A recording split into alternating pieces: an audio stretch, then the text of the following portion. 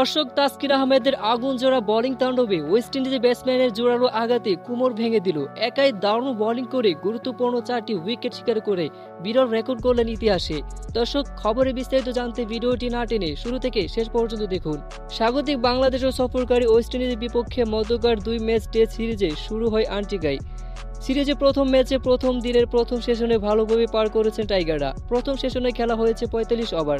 তাতে তাসকিন আহমেদের আগুন জোড়া বোলিংয়ে বেশ কয়েকটি উইকেট হারিয়ে অল্প রান জড়ো করেছে ওয়েস্ট ইন্ডিজ। বাংলাদেশ অধিনায়ক মেহেদী হাসান মিরাজ টসে আগে প্রথমে ব্যাটিং করার সিদ্ধান্ত নেন। ওয়েস্ট ইন্ডিজ 2 ওপেনার শুরুটা করেন দেখে শুনে। টাইগাররা প্রথম সাফল্য পায় চতুর্থ ওভারে। দলীয় 25 রানে তাসকিনে বলে এফডব্লিউ হন ব্রেথওয়েট 38 বলে 4 রান করেন।